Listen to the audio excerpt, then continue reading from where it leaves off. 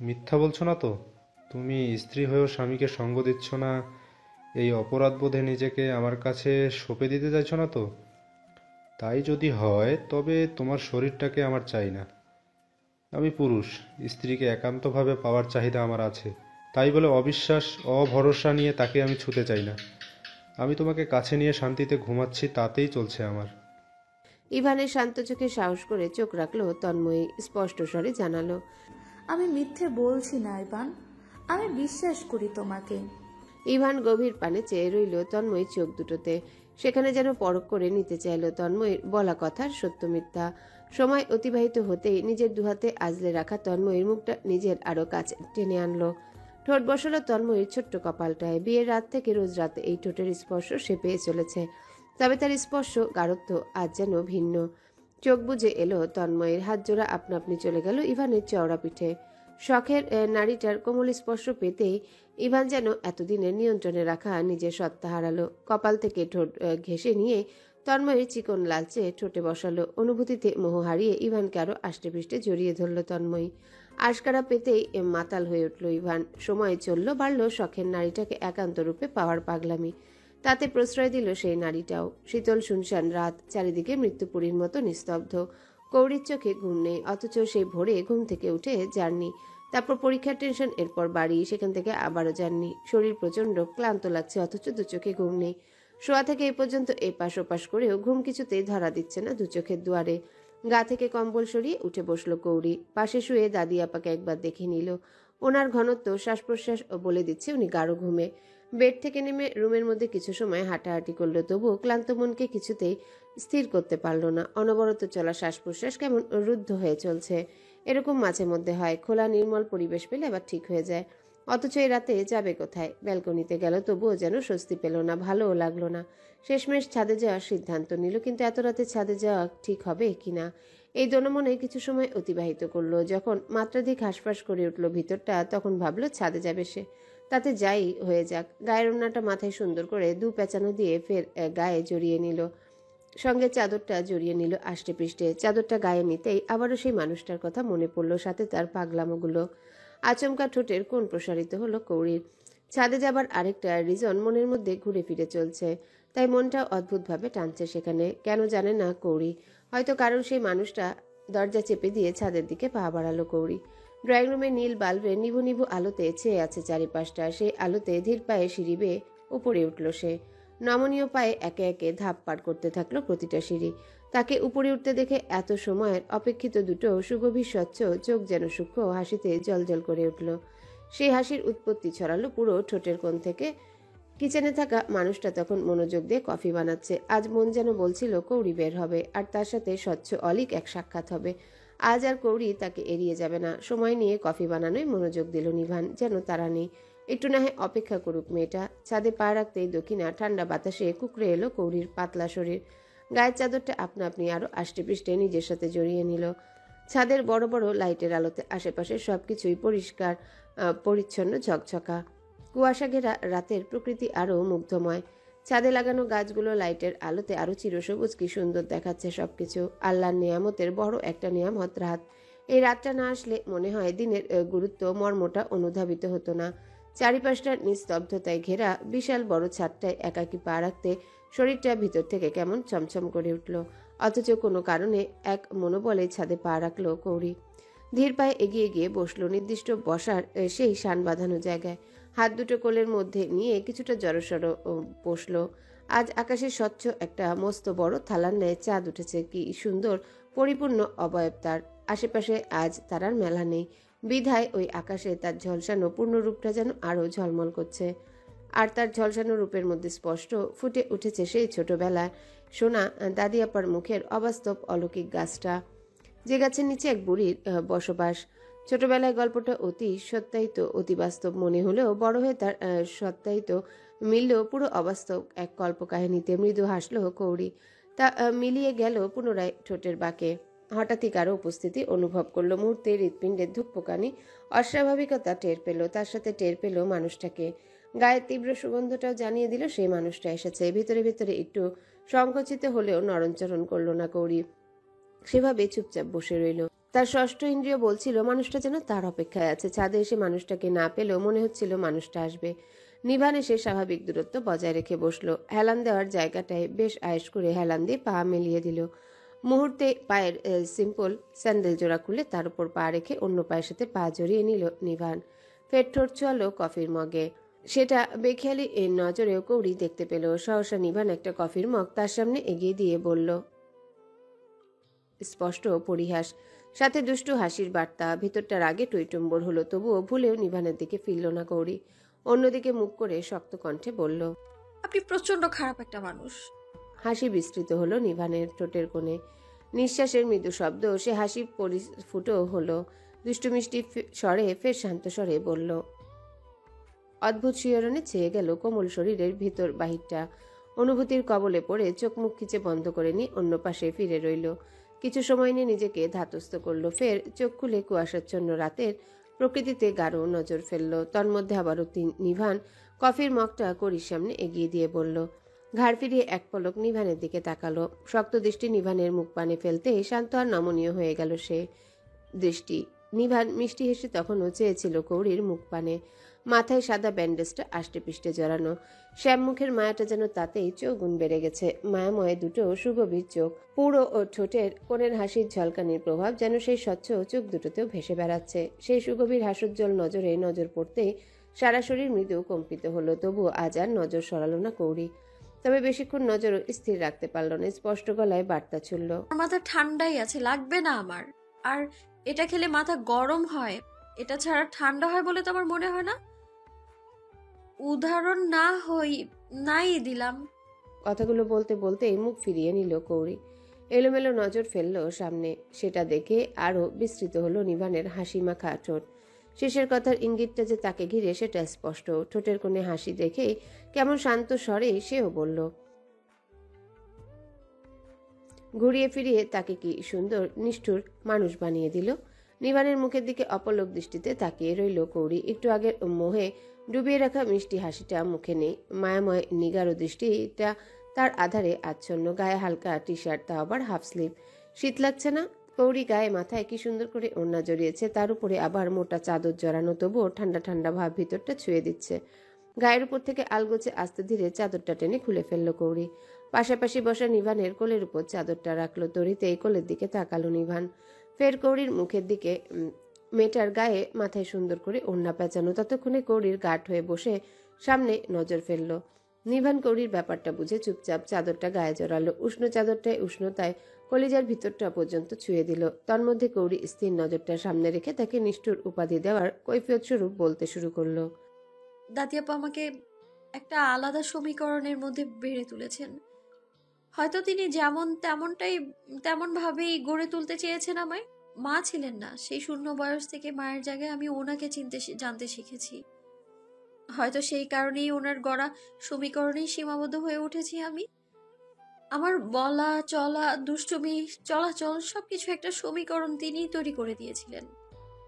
ঠিক নির্দিষ্ট তৈরি আবার নয়, ওনার শাসনে আদরে সেটা একটু একটু করে সেই সমীকরণ আস্তে আস্তে প্রভাবের হয়ে গিয়েছিল আমার ভেতর আর বাইরে। আর তার মধ্য থেকে নড়চড় হলেই মায়ের মতো শাসন করতেন। জানি না মায়েদের শাসন বারণ ঠিক কেমন হয়, তবুও চাচিমাদের দেখেছি তো তাই বলছি। আদর দিতে যেমন কম করেননি, তেমনি শাসন করতেও পিছুপা হননি। এই কৌড়ি, এখানে যাবি না, ওখানে যাওয়া উচিত না, এদের সাথে মিশবি না, ওদের সাথে মেশা ঠিক না। স্কুল কলেজ থেকে আসতে সময়সীমা পার হয়ে গেলেই তিনি আর বাড়িতে বসে থাকতেন না। হুটহাট কোথাও বের হতে দিতেন না, ঘুরতে যেতে দিতেন না। আশেপাশে চাচাদের বাড়ি থাকলেও অবাধ সেখানে যাওয়া আসা পছন্দ করতেন না। বাবাও সেটা নীরবে সমর্থন করতেন। আমি এইসব বিষয় নিয়ে ঝগড়া করতাম দাদি আপার সাথে। অবশ্য ওনার কথা মানতামও আমি। আস্তে আস্তে যত বড় হতে শুরু করলাম, আমি কেমন যেন ওনার ধরাবাঁধা সীমারেখার অভ্যস্ত হয়ে পড়লাম। তাই সব বিষয়ে চাইলেও কেমন যেন একটা দ্বিধায় জড়িয়ে যাই আমি। আমার জন্য কোনটা ঠিক কোনটা ভুল দাদিয়াপা বারবার অন্ধ ব্যক্তির ন্যায় হাত ধরিয়ে পথ দেখিয়ে দিয়েছেন আমায়। আমি তাতেই যেন অতি বিশ্বাসী হয়ে গিয়েছি। আমার আবেগ, আমার দুর্বল অনুভূতি সেখানেই যেন বারংবার আমায় থামিয়ে দেয়। আর দ্বিতীয়ত হচ্ছে, বাবা সবসময় বলতেন এমন কিছু কখনো করবে না।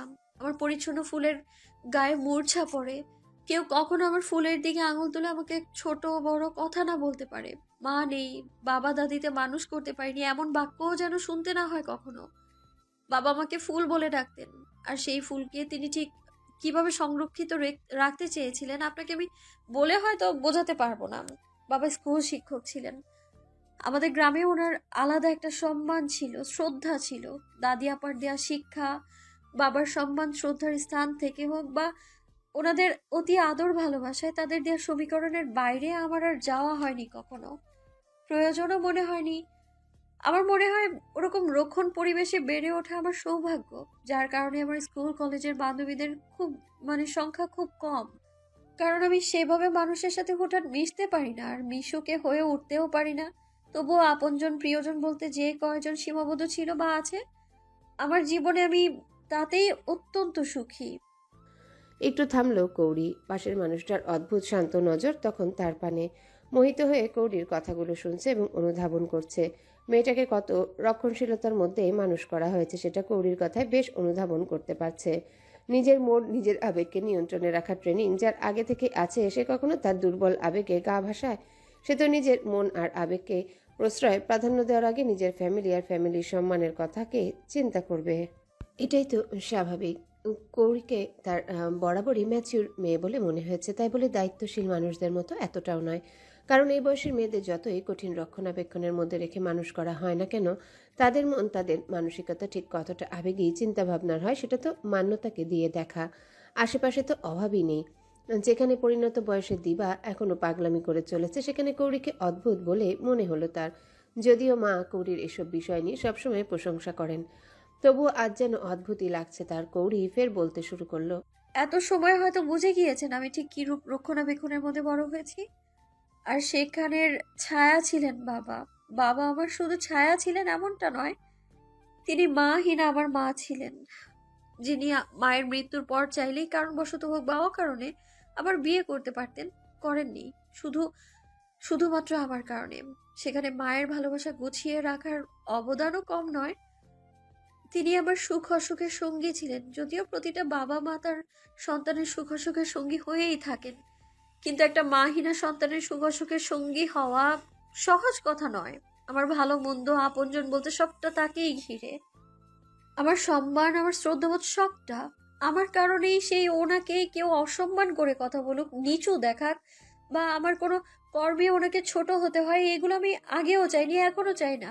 আর দাদি আপা, যিনি মায়ের দায়িত্বের বোঝা নিয়ে আমাকে লালিত পালিত করেছেন, তাকেও বা অসম্মান হতে দিই কি করে? যিনি প্রতিনিয়ত আমায় সতর্ক করেই চলেছেন কখনো যেন আমার দ্বারা বাবার সম্মানে আঘাত আনার মতো কাজ না হয়, সেখানে আমি ওনার আদেশ হোক কিংবা ওনাকে উপেক্ষা করি কি করে বলেন? জানেন, আমার আবেগ মাঝে মধ্যে আপনার মতো নিয়ন্ত্রণ হারিয়ে ফেলে। খুব করে মনের কথা শুনতে ইচ্ছে হয় আমার। আমার জন্য পাগলামো করা মানুষটাকে আমার জীবনে খুব করে প্রশ্রয় দিতে মন চায়, পারি না। দাদি আপার আর বাবার দেয়া এই সমীকরণের সীমাবদ্ধে বেড়া জালে আটকে যাই। তখন মন যত দুর্বল হোক আর কাঁদুক, তাকে বুঝিয়ে শুনিয়ে রাখতেই হয় আমায়। তাকে সান্ত্বনা দিই, যা আমার তা আমার ভাগ্য জোরে এমনিতেই আমার হবে। তাকে আটকে রাখার সাধ্য প্রভু ছাড়া কারো নেই। নীরব সমর্থন। মুগ্ধ হয়ে চেয়ে থাকা নজর খুশিতে ঝলমল করে উঠল নিভানের। হঠাৎই চোখ বুঝে নিয়ে বিস্তৃত হাসলো, মাথা এলিয়ে দিল শান বাঁধানো হেলান দেওয়া উঁচু জায়গাটায়। এত বুঝদার মেয়েটা নিভানের, কৌরির তো এমনই হওয়া উচিত। চোখ বুজে থাকা অবস্থায় নিভান বলল, আমি এতদিনে তোমার কথা মাকে জানিয়ে দিতাম। আমি জানতাম আমাকে উপেক্ষা নয়, আমার অনুভূতিকে এড়িয়ে চলো তুমি। সামান কথাই তো হলো, তাই তোমার মত প্রকাশবিহীন জানাতে ভয় পেয়েছি। যদি তুমি অমত পোষণ করো। আজ যেন কৌরির দ্বিধা কেটে গেল। মন খুলে কথা বলতে ইচ্ছা করলো, তাই নিভানের কথার উত্তরস্বরূপ বলল, আপনাকে উপেক্ষা করা সহজ কথা নয়। সহজে কোনো নারী উপেক্ষা করতে পারবে বলে মনে হয় না আমার। যারা বোকা, অতি লোভী তারা ছাড়া, অথবা বাধ্য হয়ে, তবু পারবে বলে মনে হয় না আমার। দিবাপু পেরেছে কি? পারেনি। না হলে নিজের সাজানো গুছানোর ঘর সংসার ছেড়ে তিনি কি আপনাকে পাওয়ার আশায় উপেক্ষিত হয়েও এ বাড়িতে পড়ে থাকতে পারতেন না? ক্ষণিকের জন্য ফুপুমনির কথার বাধ্যতায় আর সিয়াম ভাইয়ার পাগলামোতে মোহগ্রস্ত হয়ে পড়েছিলেন। মোহ কেটে যেতেই দেখুন তার পরিণতি। যদিও আপনার চাওয়ার খামতি ছিল না, আমার মতো করে যদি তাকে চাইতেন হয়তো। মুহূর্তেই চোখ খুলে ফেলল নিভান। ঘাড় বাঁকিয়ে তাকালো কৌরির স্বাভাবিক মুখ পানে। নিশ্চয়ই কেউ দিবার কথা কৌরিকে জানিয়েছে, তবুও ভালো। তার আর কৌরির মধ্যে কোনো রাগঢাক থাক, এটা সে কদাপি চায় না। পুনরায় আগের স্থানে গা এলিয়ে দিল। চোখ দুটো ফেরছে বুঝে নিল। ফের কৌরিকে কথা শেষ করতে না দিয়ে বলল, আমি চাইনি তাকে, মা চেয়েছিলেন, তখন তুমি ছিলে না। তাই দিব্যাকে বউ করার বিষয়ে মা আমার মতামত জানতে চেয়েছিল। আমি তার সিদ্ধান্তেই নিজের সিদ্ধান্ত হবে বলে জানিয়েছিলাম। ও সিদ্ধান্তহীনতা হোক বা সিএমের মোহে পড়ে আমার একটা উপকার তো অবশ্যই করেছে। তোমাকে আসার সময় দিয়েছি আমার জীবনে, এই কারণে হলেও ওরও একটা উপকার আমার দরকার। সিএমের সাথে ওর সংসারটা আমি না হয় নিজ হাতে গুছিয়ে দেবো, যদিও তুমি আমার জীবনে আসার ছিলে আর আমারই হয়েছিলে। সেদিন রাতে মান্যতা তাকে দিবার বিষয়ে বলেছিল। সেদিন যেমন কথাগুলো শুনতেই মনটা অদ্ভুত অনুভূতিতে খচখচ করেছিল, আজও কথাগুলো বলতে গিয়ে কেমন তিক্ত অনুভব হলো। তবুও বলল কৌরি। কেন জানি পাশের মানুষটার রিয়াকশন কেমন হয় জানতে মন চাইলো। মনের সেই তিক্ত অনুভব দমিয়ে রেখে আরও একটা প্রশ্ন করল। আর আপুর ভালোবাসার ঋণটা চোকাবেন কি করে? তিনি কিন্তু আপনাকে কারো ভালোবাসা ভালো লাগাতে আমার হতে পারে না। সে ভালোবাসে বলে যে আমাকেও তাকে বাঁচতে হবে, বাধ্য হতে হবে, এটা বাধ্যতামূলক নয়, হতে পারে না। কৌরি হাসলো, মজার ছলে বলল, আমার দায় আছে বলছেন? আমি বাধ্য? আমার জন্য বাধ্যতামূলক? নিভান জানতো শান্তশিষ্ট বুদ্ধিমতী মেয়েটা তার কথার প্রেক্ষিতে এই কথাগুলো বলবে। ধপ করে চোখ খুলল। চোখ খুলে সহসা কৌরির দিকে এগিয়ে এসে উত্তেজিত গলায় বলল, হ্যাঁ বাধ্য তুমি, অবশ্যই দেয় আছে তোমার। শুধু নির্বাণ বলতে বাধ্যতামূলক তুমি। তোমাকে যে দিবার কথা বলেছে সে এটা বলেনি। দিবাতে আমি কখনোই ইন্টারেস্ট ছিলাম না, আর না ছিলাম ওর জন্য পাগল। মা বলেছিলেন সম্পর্কটা না হওয়ার ছিল, দ্যাটস এনাফ। তারপর ওর অন্যত্বের বিয়ে, ভালো মন্দ কোনো কিছুতেই আমার কখনো যায় আসে না। কিন্তু তোমার সব কিছুতে আমি ইন্টারেস্ট, তোমার ভালো মন্দ সব কিছুতে যায় আসে আমার। তুমি বুঝদার বুদ্ধিমতী মেয়ে হিসেবে নিশ্চিত এটা বুঝতে পারছো, আর এটা নিশ্চয়ই বুঝতে পেরেছো আমার জীবনে একান্ত নারী হিসেবে আমি শুধু তোমাকেই পেতে চাই, তোমাকেই ছুতে চাই, তোমাকে ভালোবাসতে চাই। আমার শুধু তোমাকে চাই কৌরি, শুধু তোমাকে। ও সব অযথা কথা টেনে তোমার জায়গায় অন্য নারীকে বসিয়ে তুলনা করা কথাটাকে আমি মোটেও পছন্দ করি না, বুঝতে পারছো? দ্বিতীয়ত তুমি আর সে আমার জীবনে ভিন্ন দুজন নারী, যার একজন আমার জীবনের সব, অন্যজন সম্পর্ক ব্যতীত কিছুই না। সো তোমার জায়গায় আর অন্য কাউকে নিয়ে কখনোই উল্টোপাল্টা প্রশ্ন করবে না। জানা কথাগুলো আবারও সেই মানুষটার মুখ থেকে শুনে স্তম্ভিত হলো কৌরি। নিষ্পলক চোখে তাকিয়ে রইল ওর সামনের হঠাৎই খেপে ওঠা মুখটার দিকে। প্রকৃতির হিমশীতল বরফ ঠান্ডা হাওয়াটা যেন অন্তর্কোণে ছড়িয়ে পড়ল। ঠোঁটের কোণ প্রসারিত হলো এলোমেলো স্বচ্ছ হাসিতে। নজর সরিয়ে অন্যত্র নিল সেই হাসি আড়াল করার জন্যে। নিভান সরে গিয়ে ফের মাথা এলিয়ে দিল নির্দিষ্ট জায়গায়। ঘাড় কাত করে প্রসঙ্গ এড়াতে কৌরির মুখের দিকে তাকিয়ে খুব স্বাভাবিক কণ্ঠে জিজ্ঞাসা করল, তোমার নেক্সট এক্সাম কবে? কৌরিও তত সময়ে স্বাভাবিক করে নিল নিজেকে, বলল, পরশুদিন। সেদিন আমি যাচ্ছি, ওই গাদাটার সাথে তোমাকে আর পাঠাবো না। এখানে ইভান ভাইয়ের কোনো দোষ নেই, কিন্তু অযথাই আপনি তার উপর রাগ করে কথা বলছেন। আমি যেতে চেয়েছিলাম, দাদি আপাও জোর করলেন, তাই তিনি আর না করতে পারেনি। এখানে ওনার দোষ কোথায়? সবার প্রতি তোমার এত মায়া, আমার বেলায় শূন্য হয়ে পড়ে থাকে কেন সব? উত্তর দিল না কৌরি। লজ্জায় ফের মুখ ঘুরিয়ে নিল অন্য পাশে। নিভানু সেটা বুঝে আর কথা বাড়ালো না। কৌরির জন্য বানানো কফিটা ঠান্ডা হয়ে গেছে। কথা বলতে বলতে সেটা আর কৌরির খাওয়া হয়নি, নিজেরটাও অর্ধেক পড়ে আছে মগে। সময় চলল, দুজনে দুপাশে চুপচাপ বসে রইল। রুমে যাবে না? ঠান্ডা লাগছে তো। ঘুম আসছে না, তাই যেতেও ইচ্ছে করছে না। সম্পর্কটা হালাল হলে সময়টা হয়তো অন্যরকম ভাবে কাটতো। একই চাদরের নিচে মেয়েটাকে বুকে জড়িয়ে রাতটা এখানে পার করে দেওয়া যেত অনায়াসে। মন উল্টোপাল্টা চাইতে নিজেকে ভিতরে ভিতরে ধাতস্থ করলো নিভান। ফের বলল, পরীক্ষা চলছে, ঠান্ডা লাগলে অসুবিধা, এই ঠান্ডায় আর থাকতে হবে না, চলো। উঠে দাঁড়ালো নিভান। কফি মগ দুটো হাতে নিয়ে কৌরির উঠার অপেক্ষা করলো। কৌরি উঠতে চোখ দিয়ে তাকে সামনে এগোতে ইশারা করে সে পিছে হাঁটলো। ছাদের সিঁড়ি বেয়ে দোতলা থেকে নিচতলা সিঁড়িতে পা রাখতে নিভান তাকে ডাকলো। চাদরটা নেবে না? কথাটা বললেও নিভানের গায়ে তখনও চাদরটা আষ্টে পৃষ্ঠে জড়ানো। দেওয়ার মতিগতি যে নেই, শুধু কথা বাড়ানো বেশ বুঝলো কৌরি। সেটা খেয়াল করে বলল, আমার জিনিস আমার কাছে আর থাকছেই বা কোথায়? কথাগুলো বলেই মুখ ঘুরিয়ে সিঁড়িতে দ্রুত পা চালালো কৌরি। নজরের আড়াল না হওয়া পর্যন্ত সেদিকে তাকিয়ে রইল নিভান। নজরের আড়াল হতে মৃদুস্বরে আওড়ালো, এখানে আসতে তোমাকে তো পাওয়া হয়নি, সেখানে আবার আমার প্রিয় জিনিস। বলতে ভাগ্যের দোষ আছে, হয়তো তারা আমার থেকে হারিয়ে যায়, নয়তো কোনো বাধার দেওয়াল এসে তাদেরকে আমার থেকে দূরে সরিয়ে দেয়। জানি না তোমার আমার মাঝে আবার কোন বাধা এসে উপস্থিত হয়। তবে তুমি বলতে নিভান বিন্দুমাত্র কম্প্রোমাইজ করবে না, কৌরি বলতে যেন নিবেন চাই। দীর্ঘশ্বাস ছেড়ে রুমে ঢুকলো নিভান, অথচ একজোড়া অশ্রুভেজা নয়ন তার পানে নিষ্পলক চেয়ে রইল। সেদিকে বিন্দুমাত্রই খেয়াল করল না সে। আর কিসের অপেক্ষায় আছে দিবা, কিসের? সে যে আশায় ছিল তা কি কখনো পূর্ণ হওয়ার ছিল? ছিল না তো। তবুও তো ও মন আশা ভেতেছিল কোনো একসময় নিভান তাকে বুঝে তার কাছে ফিরবে, যদিও আশাটা নিতান্তই অবান্তর। নিভানের ব্যক্তিত্বের কাছে এই আশা মূল্যহীন, তবুও মন তো সূক্ষ্ম এক আশা মনের কোণে বেঁধেই ছিল। কিন্তু কৌরি নিভানের জীবনে আসার পর একটু একটু করে সেই আশা চুরমার হতে শুরু করলো। তা ভাঙা চূর্ণ বিচূর্ণ টুকরোগুলো নিঃশেষ হতে হতে আজ বুঝি একেবারে শূন্য হয়ে গেল। নিজের হাতে নিজের সৌভাগ্য পায়ে ঠেলে নাশ করা যাকে বলে, যা এখন প্রতি পদে পদে সে ভোগ করছে। এই আফসোস বুঝি তাকে সারা জীবন বয়ে নিয়ে আউড়ে যেতে হবে। অথচ সিয়াম তার পিছনে পাগলের মতো লেগে আছে। ইভানের বিয়েতে আত্মীয়তা রক্ষা করতে তাদেরকে নিমন্ত্রণ করা হয়েছিল, দিবা বাজেভাবে বারণ করায় আর আসেনি। অথচ দামি উপহার পাঠাতে ভুল করেনি দিবার অ্যাকাউন্টে তার নিজ খরচ পাঠাতেও। এটা নিয়েও ঝামেলা হয়েছে। সিয়াম বারবার নিজের ভুল অন্যায় স্বীকার করছে, তবুও মন গলছে না দিবার। মন পড়ে আছে নিভানকে পাওয়ার নিষিদ্ধ এক চাওয়ায়, যা অন্যায় পাপ। একে একে কৌরির পরীক্ষার দিনগুলো পার হতে লাগলো। সঙ্গী হিসেবে সেই মানুষটাকে পেয়েছে সে, যে তাকে দায়িত্ব নিয়ে যাবে বলে আগেই আদেশ জারি করে রেখেছিল। সঙ্গী হিসেবে মানুষটা একটু মন্দ নয়, একদম মনের মতো। যদিও পরবর্তী পরীক্ষার দিনে যখন তিনি কৌরিকে পরীক্ষা দিতে নিয়ে যাবেন বলে বললেন, বাড়ির বড়রা বেশ অবাক হয়েছিলেন, বিশেষ করে বড় মা। অবাক হয়ে মুখ ফসকে বলেছিলেনও, তুই নিয়ে যাবি কৌরিকে পরীক্ষা দিতে? মানুষটা অপ্রস্তুত হয়েছিল কিনা কৌরির জানা নেই, যদিও মুখের আন্দাজে কৌরির মনে হয়েছিল মানুষটা একটুও অপ্রস্তুত নয়, বরং বরাবরের মতোই স্বাভাবিক। একদম নিজের ব্যক্তিত্ব আর শান্ত আচরণের মতোই খুবই স্বাভাবিক। আর কি সুন্দর অবলীলায় আর সাবলীল কণ্ঠে বড়মাকে জানিয়েছিলেন। ওকে আমি নিয়ে গেলে সমস্যা কোথায়? বড়মার বিস্ময় নজর যেন কৌতূহল হয়ে উঠেছিল, যা সেই ভোরবেলার আবছা আলোতেও লক্ষ্য করেছিল কৌরি। আর যেটা লক্ষ্য করে তার অপ্রস্তুততা যেন দ্বিগুণ হয়ে গিয়েছিল, তবুও গাঢ় এসে দাঁড়িয়েছিল। বড়মা যেন কেমন দ্বিধান্বিত গলায় শুধু বলেছিলেন, সমস্যা নেই, কিন্তু তুই তো অসুস্থ, এখনো ঠিকঠাক সুস্থ হসনি। এই অবস্থায় আমি ঠিক আছি মা, ওকে নিয়ে যেতে অসুবিধা হবে না। আর ইভান যেতে পারছে না।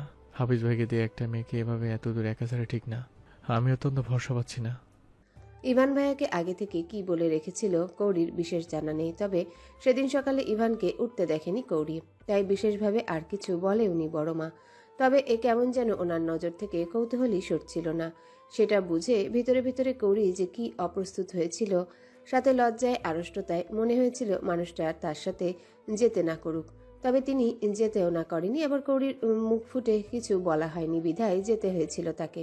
তারপর থেকে আর কোনো প্রশ্ন তোলেনি কেউ। বড় মাও কেমন ছেলের অস্বাভাবিক আচরণের স্বাভাবিকতা দেখে নিজেও স্বাভাবিক হয়ে গিয়েছিলেন। তবে ওনার সামনে সেদিন থেকে সহজভাবে চলতে ফিরতে কেমন যেন অস্বস্তি কাজ করে। তবে কৌরি যে নিরুপায় তা নিয়ে মজা করতেও ছাড়েনি ইভান আর মান্যতা। সয়ে নিতে হয়েছিল কৌরিকে, বলারই বা কি আছে এখন। তবে মানুষটার আরও একটা কাজে কৌরি কৌতূহলী হয়েছে, মনে জেগেছে বিভিন্ন প্রশ্ন। তবে না কৌরি প্রশ্ন করতে পেরেছে, আর না সে মানুষটা নিজে থেকে কৌরির কৌতূহলী মনের উত্তর দিয়েছে। সেটাতে যেন কৌরির কৌতূহল আরও বেড়েছে। রোজ পরীক্ষা দিয়ে বের হয়ে মানুষটার পাশাপাশি নাহিদকেও দেখেছে সে। দুজনেই খুব স্বাভাবিক। ছেলেটা পরীক্ষার হল থেকে বের হলে শুধু দুইটা কথা জিজ্ঞাসা করতো, কেমন আছিস আর পরীক্ষা কেমন হয়েছে। কৌরি না চাইতেও একটাই উত্তরে কথা সম্পাদ করতো, আলহামদুলিল্লাহ। তারপর সে চুপচাপ হয়ে যেত, আর কথা বলার প্রয়োজন মনে করতো না। যদিও নাহিদের বেলায় কথা বলার ইচ্ছে শক্তিটা কাজ করে না তার, তবুও রক্তের সম্পর্ক আর মানুষ বলে তো কথা, বিধায় এড়িয়ে যেতেও পারে না। তবে নাহিদকে দেখেও পাশের মানুষটার নির্লিপ্ত আচরণ তাকে অবাক করে দিয়েছিল। মনে মনে আশ্চর্য হয়েছিল বই কি। সেদিন যে ছেলেটার কারণে তাকে এ বাড়িতে থাকতেই দিল না, কত রাগ অভিযোগ দেখালো। এমনকি পরে এ বাড়িতে থাকার অপশন যেন না থাকে, তাই দাদি আপাকেও কৌশলে ও বাড়িতে নিয়ে গেল। সেই মানুষটা নাহিদকে তার জন্য অপেক্ষা করতে দেওয়া, তার সাথে কথা বলতে দিতে অ্যালাউ করা, সর্বোপরি চলে আসার সময় দুজনের হ্যান্ডশেক করে মৃদু হেসে বিদায়ের গমন। নাহিদের বার্তা ভালো থাকবেন ভাই কৌরিকে কেমন যেন বিস্মিত করেছিল, অবাক করেছিল, তেমন মনে মনে কৌতূহলীও করে তুলেছিল। তবে নাহিদের সাথে প্রথম দিনের আলাপনের পর কি কথা হয়েছিল কৌরির তা জানা নেই। সেদিন যেন মানুষটা আসার পথে অনেকক্ষণ নিশ্চুপ ছিল, অনেকটাই শান্ত ও গম্ভীর।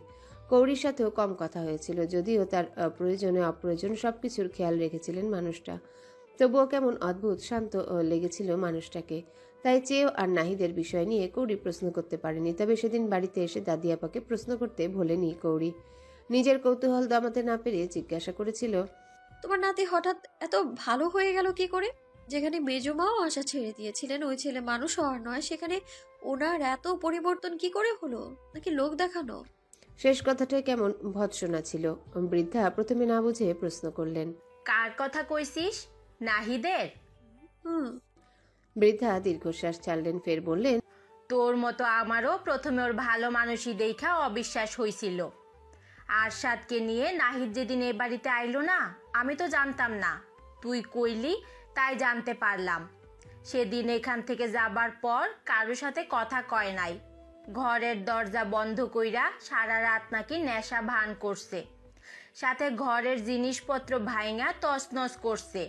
মেজ বউ তো সেদিন আমারে ডাইকে কাইন্দে কাইতে তো একসার কত কিছু কইলাম, দরজাই তো খুলল না।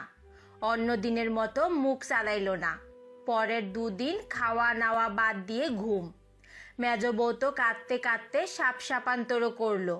মরে যা কইছিলে, বাইসা থাইকা ওর লাভ নাই, মরলে সবার কলিজা জুড়োই।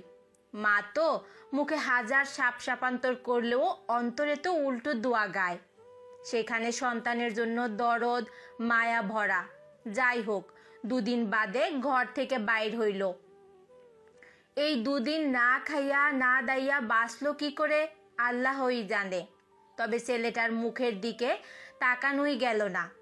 কি উচ্ছৃঙ্খল নিষ্ঠুর অমানুষের মতো মুখখান দেখা গেছিল। বংশের বড় নাতি আমার, যদিও খারাপ পথে পা তার, তবু কেমন জানি কলিজা জ্বল্লা উঠল।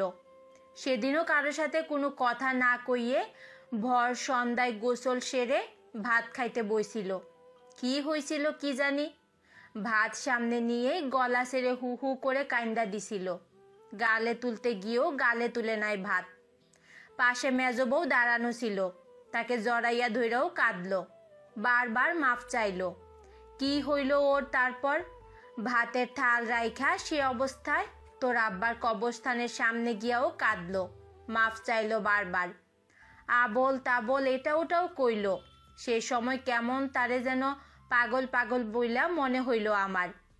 সেদিনের পর থেকে কি হইল, পর মুরের বাজে পুলাপানদের সাথে আর মিশে না। রাস্তাঘাটে তেমন বাহিরই হয় না। নেশাবানও আর করতে দেখলাম না। তোর মেজ চাচা কোনো উল্টা পাল্টা আবদার করলেই কথা শোনায়, তাকে সঙ্গ দেয় না। কেমন কইরা যেন বিশৃঙ্খলা জীবনটারে দুইরা ঠেলা দিল। অদ্ভুতভাবে পাল্টাইয়া গেল ছেলেটা।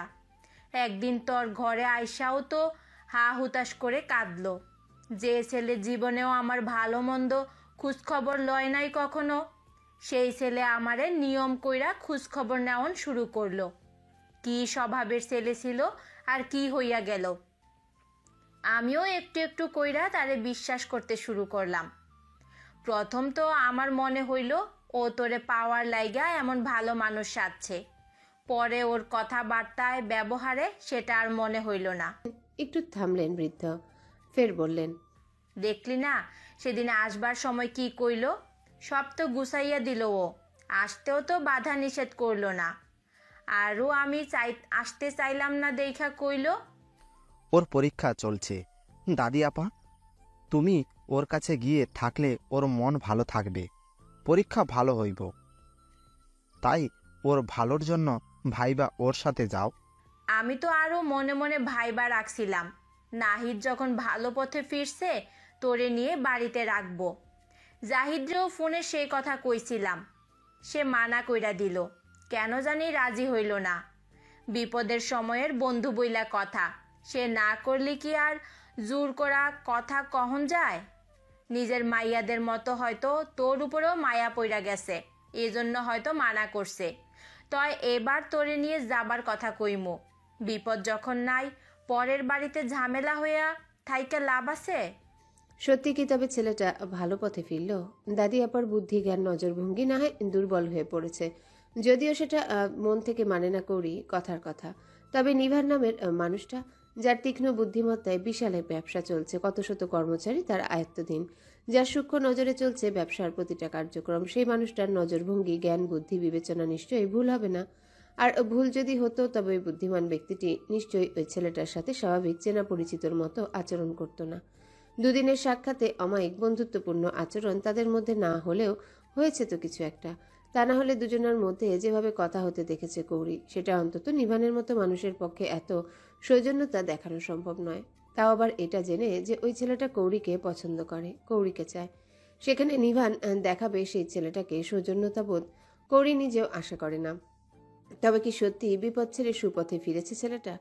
সময়টা অপরাহ্ন, বিকেল আর সন্ধ্যার মধ্যবর্তী সময়। গাড়ি চলছে তার নিজ গতিতে।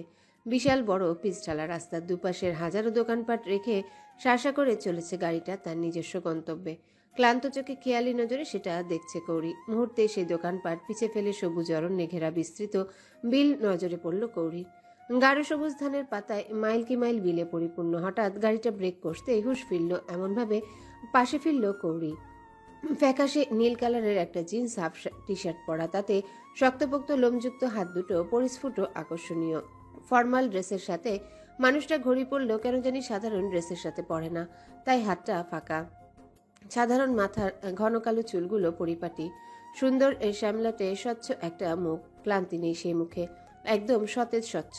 হয়তো এরকম জার্নি রোজ করার অভ্যাস আছে মানুষটার, সেজন্য সহজে ক্লান্ত দেখায় না। ফর্মাল ড্রেসের বাইরে এরকম সাধারণ পোশাকে বিগত 3 মাসে মানুষটাকে কখনো দেখেছে করির মনে হয় না। বাড়ির সাধারণ ট্রাউজার টি শার্টে দেখেছে, তবে এরকম সাধারণত বাহিরে সাধারণ পোশাকে নয়। আজ হঠাৎ এরকম পোশাকে দেখে কেমন যেন অন্যরকম লাগছে মানুষটাকে। শ্যামবর্ণ লম্বাটে পুরুষটাকে আরও হ্যান্ডসাম আর আকর্ষণীয় দেখাচ্ছে, যা আজ সকাল থেকে এর নজর মনকে আকর্ষিত করে চলেছে কৌরিকে। পরীক্ষা দিয়ে বিধিও এটা নিয়ে ফাজলামো করতে ছাড়ল না। কি দেখছো? লজ্জায় আড়ষ্ট হলো কৌরি। অথচ নিবানের সহজ সরল গলার প্রশ্ন, সেখানে নেই কোনো লজ্জামো দেওয়ার রংচং। তবুও নিজের কাজে ভেতরে ভেতরে হাঁসফাঁস হয়ে লজ্জায় আড়ষ্ট হলো কৌরি। তবে মুহূর্তে নিজেকে সামলে নিয়ে কথা ঘুরিয়ে বলল, হঠাৎ এখানে গাড়ি থামালেন যে? এবার দুষ্টুমিতে মাতল নিভান, গায়ে এলিয়ে দিল সিটে। দুষ্টুদের গলায় জড়ো করে ফিরতে উত্তর দেওয়ার বদলে প্রশ্ন করল, কেন? আমাকে নিয়ে সংশয় আছে নাকি? থাকলেও হলাম কলঙ্কিনী, আপনিই তো। কথাটা মনে গাইলেও মুখ ফুটে বলতে পারল না কৌরি।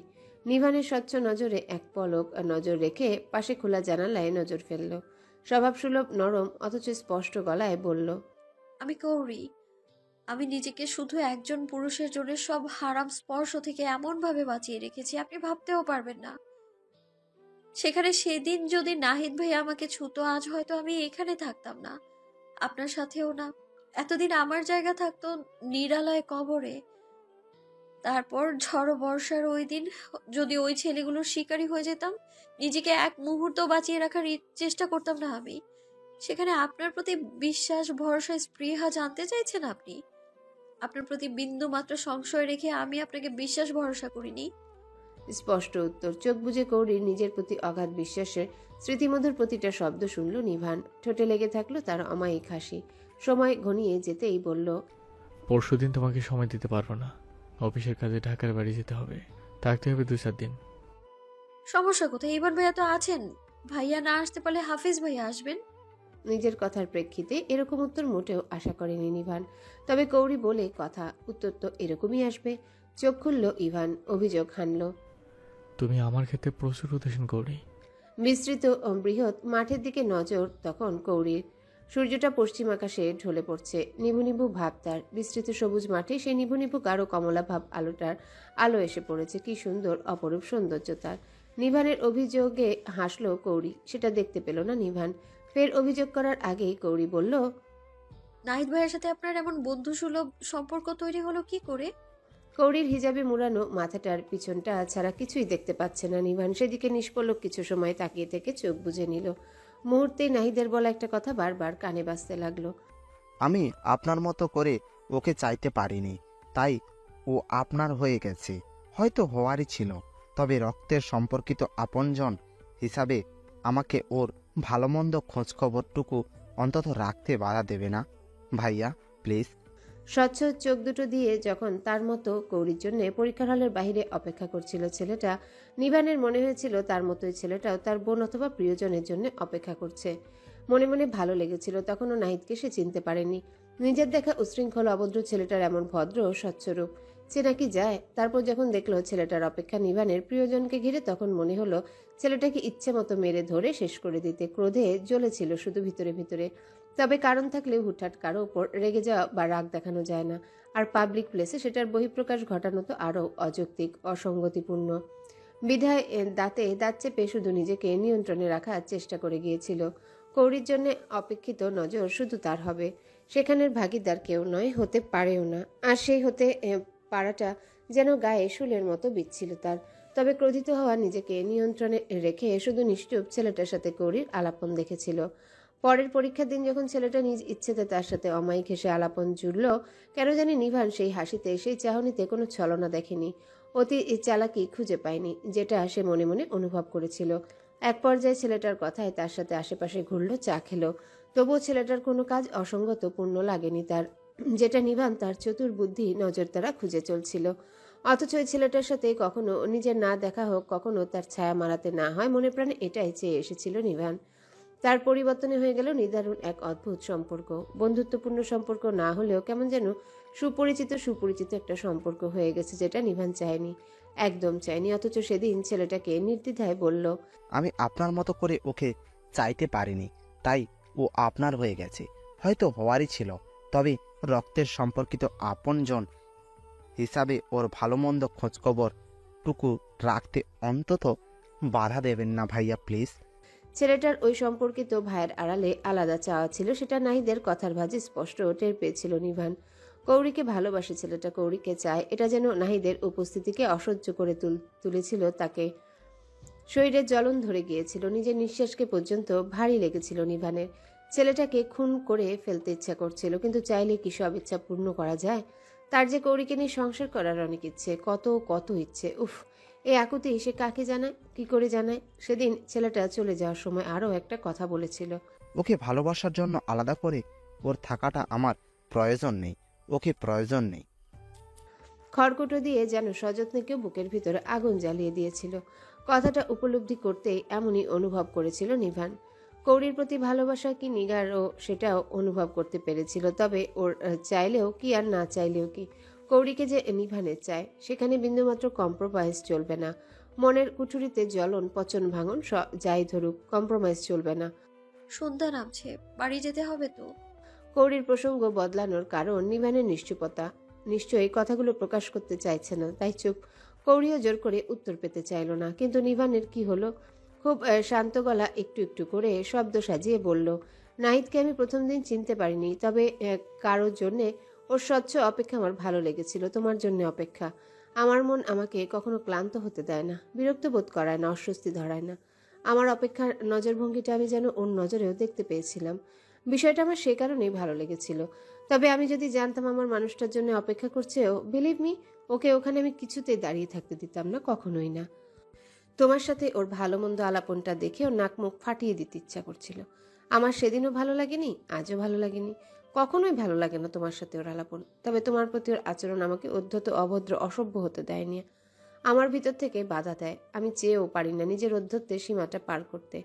আমার ভদ্রতার খোলসটা ছেড়ে ভীষণ অভদ্র হতে, অসভ্যতা করতে। নিভানে বা সোজা হয়ে বসলো, ফের কিছুটা রাগত স্বরে বলল, তবে ও যেমন ওর নরম শক্ত আচরণ কথা দ্বারা আমাকে ভিতরে ভিতরে শেষ করে দিচ্ছে, যার জ্বলনের তত্ত্বটা আমি বহির্প্রকাশ করতে পারছি না। আমি ওকে ওর মতো শাস্তি ফিরিয়ে দেবো। দেখো, ওকে তো আমার অনাগত সন্তানের মামা বানিয়ে শাস্তির স্বরূপ শোধটা আমি তুলবই। বাচ্চা মো রাগ, সহজ সরল গুছানো কথা, অথচ রাগের মধ্যে লুকিয়ে আছে কত না প্রকাশ করা কথা, যা তার সামনে প্রকাশ করতে চাইছে না নিভান, কিন্তু ভিতরে ভিতরে কষ্ট পাচ্ছে, আর সেটা প্রকাশ পাচ্ছে তার এলোমেলো কথায়। অবাক চোখে সেটা দেখলো কৌরি। সময় নিয়ে বলল, আপনার রেগে যাওয়া উচিত নয়। ওর চোখে তোমার জন্য ভালোবাসা উপলব্ধি করা, ওর গলার স্বরে তোমার জন্য দরদ মাখা কাব্য, এগুলো বুঝে তুমি কি করে বলছো আমার রাগ করা উচিত নয়? সেটা ওর সমস্যা। ও কাকে ভালোবাসলো কি না বাসলো সেটা তো আপনার যাওয়া আসার কথা নয়। উচিত কি এটা? অবশ্যই উচিত নয়, তবে মানুষটা তুমি, তোমাকেও ভালোবাসার নজরে কেন দেখবে? তোমাকে শুধু ওর বোনের নজরে দেখা উচিত। ভালোবাসার নজরে শুধু আমার নজর দেখবে তোমাকে, শুধু আমি তোমাকে ভালোবাসবো, অন্য কেউ নয়। অবুঝপনা, স্পষ্ট পাগলামো। উফ, এই মানুষটাকে এরকম অবুঝ কখনো ভাবেনি কৌরি। অথচ মানুষটা অবুঝপনা করছে। আশ্চর্য হতে গিয়েও নিরস হলো। মুখ ঘুরিয়ে ফের বাহিরের পানে দৃষ্টি ফেলে গলায় বলল, এখন না রেগে সেটা তাকে তখন বুঝিয়ে বলতেন যে আমার দখলদারি মানুষটার দিকে তুমি ওভাবে তাকাতে পারো না, তাকে ভালোবাসার অধিকার তোমার নেই, তা কেবলই শুধু আমার হক, আমার অধিকার। সে যদি তখন না শুনতো বা না মানতো, তখন না হয় মারধর করে একটা ব্যবস্থা নিতেন। এটা আপনি নির্বাণের কাছে আহামরি কিছুই না। সেদিনের ছেলেগুলো তো মনে হয় এখনো হসপিটালে। সেই মেরে ধরে হসপিটালে পাঠানোর কাজটা তো আমি তোমার জন্য করতে পারলাম না। আমি কি করলাম? থোড়াই না আমি আপনাকে বাধা দিয়েছিলাম। রক্তের সম্পর্ক তৈরি করে বসে আছো যে। রাগ আর কোথায় দেখাবে, তাই কথা চলে মিটিয়ে নিচ্ছে। মিষ্টি হাসলো কৌরি, সেও কথা বাড়াতে বলল, এটাতেও আমার দোষ? দোষ নয় বলছো? রক্তের সম্পর্ক তো কিছু না হলে আমার প্রিয় জিনিসের দিকে নজর দেওয়া ও চোখ শক্তি উপরে ফেলতে আমার সময় লাগতো না। বিভৎস কথা। চোখ বুজে নিল কৌরি। বাইরের পানে এখনো মুক্তার। সূর্য ডুবে গিয়েছে। সন্ধ্যার মিষ্টি গুনগুন হাওয়া বইছে। সেই হাওয়া ক্ষণে ক্ষণে ছুঁয়ে যাচ্ছে কৌরির ফর্সা মুখ। ফের সেই হিমেল হাওয়াটা মুখটা ছুঁয়ে দিতেই ক্লান্ত শরীরটা কেমন শিহরণ দিয়ে উঠল। সময় নিয়ে কোমল মৃদু কণ্ঠে বলল, উল্টাপাল্টা ভেবে ভয় পাচ্ছেন কেন? আর কেনই বা এত পাগলামো অবুঝ কথাবার্তা? কৌরি তো আপনার। সে বলেছে যখন সে আপনার, তখন সে আপনারই। সেখানে অন্যের চাহনির বিবরণ, কণ্ঠের মধুর বার্তা, ভালো লাগা, ভালোবাসা আপনার কি যায় আসে? কৌরি তো আপনারই। এতক্ষণে সন্ধ্যার কোমল ঝরঝর দক্ষিণা হাওয়াটা বুঝি শরীর ভেদ করে মনের গহীনে গিয়ে লাগলো। কয়েকদিনের দহন জ্বলা অশান্ত মন শীতল হলো, শান্ত হলো। সুখ সুখ প্রজাতিগুলো অনুভূতি হয়ে ঘুরল যেন মনের আনাচে কানাচে। সেই অনুভূতিতে কালো বোরখার হিজাব মোড়া মেয়েটাকে দুহাতে বুকের গহীনে জাপটে ধরতে ইচ্ছা করলো। মুহূর্তে সেই ইচ্ছে দমন করে নিশ্চুপ নিষ্পলক তাকিয়ে রইল কৌরির পানে। অথচ মেয়েটার মুখ দেখা যাচ্ছে না। সে বাহিরের পানে তাকিয়ে। তবে এত সময় চলার প্রসঙ্গে আর কথা বলতে ইচ্ছা করলো না। কৌরির স্বীকারোক্তি সহজে উত্তরটা বুঝি সেটা ক্ষান্ত করে দিল। সময় পার হলো। খানিক বাদেই হঠাৎ উচ্ছ্বসিত কণ্ঠে বলল, চলো না কৌরি, কোনো এক অজানাতে আজ দুজন হারিয়ে যাই। কৌরির সহজ সরল উত্তর। চলুন। সেই সন্ধ্যায় গাড়ি কোথা থেকে না কোথায় ঘুরে আসলো কৌরির জানা নেই। তবে মানুষটার চেনা জানা ফাঁকা রাস্তা, নিরিবিলি নদীর পাড়, ঝলমলে কফি শপ, কোথাও বুঝি বাদ নেই। কোথা না কোথা থেকে ঘুরিয়ে নিয়ে এসেছে। হাতে হাত রেখে হাঁটেনি তারা। বেশি কথা হয়নি, চোখে চোখ রেখে কথা বলেনি। অথচ অদ্ভুত এক অনুভূতি। মাগরিবের নামাজ শেষে চায়ের অপেক্ষা করছিলেন জাহিদ সাহেব। সময় মতো চায়ের ট্রেনে হাজির হলেন নিহারিকা বেগম, সাথে কৌরির দাদি আপাও। ভদ্রমহিলাকে এই সময় নিজের রুমে দেখে কিছুটা বিচলিত হলেন। মনে মনে চিন্তিত শঙ্কিত হলেন। তিনি না আবার চলে যাওয়ার আবদার জুড়তে এসেছেন। ভদ্রমহিলা এসে থেকে বাড়িতে চলে যাবেন বলে বেশ কয়েকবার আবদার জুড়েছেন, কিন্তু ভদ্রমহিলাকে তো এখন যেতে দেওয়া যাবে না। তবে পুনরায় যদি বাড়িতে যাওয়ার আবদার জোড়েন তবে তো মুশকিল। সেই ভাবনাতেই তিনি মনে মনে বিচলিত হলেন। আর ওনার আশঙ্কা বাড়িয়ে দিয়ে ভদ্রমহিলা ওনার পাশে এসে বসলেন এবং সহসা বললেন, হ্যালো বন্ধুরা, পরবর্তী পার্ট খুব তাড়াতাড়ি আসবে, তো সবাই অপেক্ষায় থাকো। আর চ্যানেলটি যারা এখনো সাবস্ক্রাইব করোনি তারা পরবর্তী পার্ট দেখার জন্য চ্যানেলটি সাবস্ক্রাইব করে রেখো। ধন্যবাদ সবাইকে, আমাদের সাথেই থেকো।